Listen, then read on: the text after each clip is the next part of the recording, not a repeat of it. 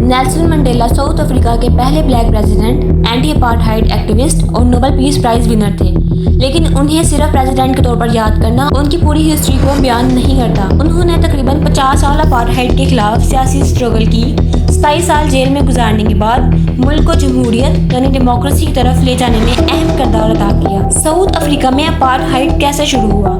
South Africa میں European settlement کا آغاز 1652 میں ہوا، جب ڈچ ایسٹ انڈیا کمپنی نے کیپ کالونی قائم کی۔ 1806 میں برٹش امپائر نے کیپ کالونی پر کنٹرول حاصل کر لیا۔ 1910 میں یونین آف ساؤتھ افریقہ بنا، لیکن سیاسی اختیار زیادہ تر سفید لوگوں کے پاس رہا، یعنی وائٹ لوگوں کے پاس۔ 1948 میں نیشنل پارٹی الیکشن جیتی اور اس نے اپارٹھائڈ کو رسمی اسٹیٹ پالیسی بنا دیا۔ اپارٹھائڈ کے جو رولز تھے، بلیک، وائٹ، کلرڈ اور انڈین پاپولیشن کو قانونی طور پر الگ کیٹیگریز میں تقسیم کیا گیا، یعنی بلیک پیپل اور وائٹ پیپل کی الگ کیٹیگریز بنا دی گئی۔ بلیک ساؤتھ افریقنز کے ووٹنگ رائٹس ختم کر دیے گئے، ریزیڈینشل ایریاز الگ کر دیے گئے، مکسڈ میرجز پر پابندی لگائی گئی، پاس لاز کے ذریعے بلیک سٹیزنز کی موومنٹ کو کنٹرول کیا گیا، تعلیم، صحت، پبلک فیسلٹیز بھی الگ کر دی گئی۔ نیلسن منڈیلا کا اصل نام ڈولی ہلا ہلا تھا، جس کا مطلب ٹربل میکر یا مشکل پیدا کرنے والا۔ وہ رائل فیملی سے تعلق رکھتے تھے۔ اسکول میں انہیں انگلش نام دے دیا گیا نیلسن۔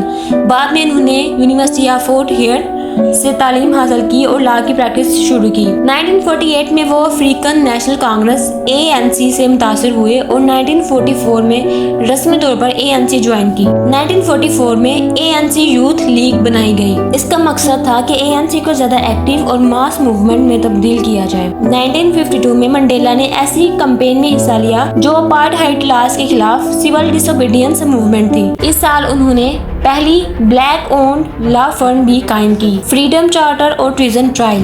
1955 میں ANC اور دوسری آرگنائزیشنز نے فریڈم چارٹر پیش کیا۔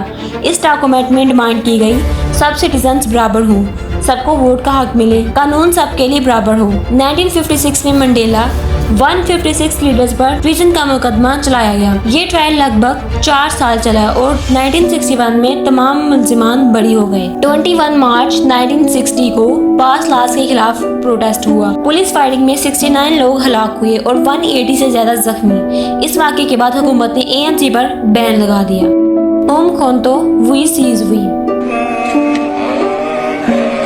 1961 میں منڈیلا نے ANC کی آرمڈ ونگ اومکھونتو وی سیز ہوئی بنانے میں اہم کردار ادا کیا۔ اس کا مطلب تھا اسپیئر آف نیشن، قوم کا نیزہ۔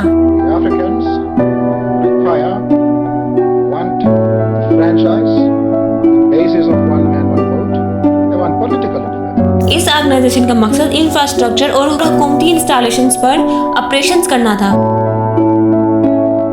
منڈیلا کا کہنا تھا کہ جب پرامن سیاسی رستہ بند ہو جائے تو مختلف ریزسٹنس اسٹریٹجیز اختیار کی جا سکتی ہیں۔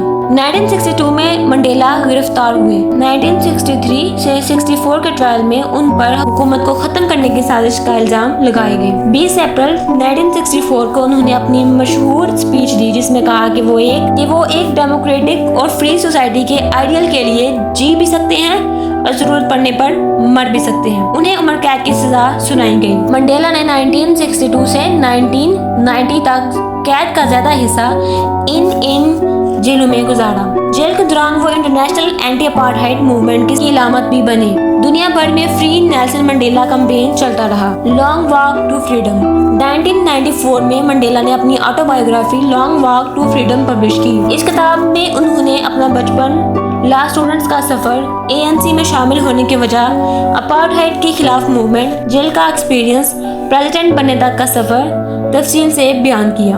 کتاب کا سینٹرل آئیڈیا یہ ہے کہ آزادی ایک مسلسل پروسیس ہے اور ہر جنریشن کو اس کی حفاظت کرنی پڑتی ہے۔ فائنلی رہائی۔ 11 فیبرری 1990 کو پریزیڈنٹ نے منڈیلا کو رہا کیا۔ اس سے پہلے ANC پر لگائی پابندی بھی ختم کر چکے تھے۔ 1993 میں نیلسن منڈیلا کو اور اس وقت کے پریزیڈنٹ کو جوائنٹلی نوبل پیس پرائز دیا گیا۔ یہ انعام ساؤتھ افریقہ کو پیسفل ڈیموکریٹک ٹرانزیشن کی طرف لے جانے کی کوششوں کے لیے دیا گیا۔ 1994 کے پہلے ڈیموکریٹک الیکشن میں ANC جیتی اور نیلسن منڈیلا ساؤتھ افریقہ کے پہلے بلیک پریزیڈنٹ بنے۔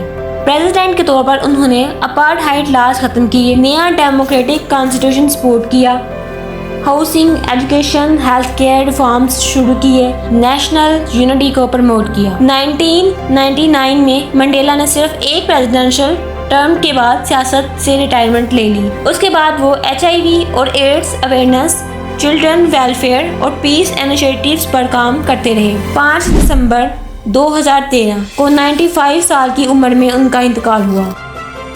سبسکرائب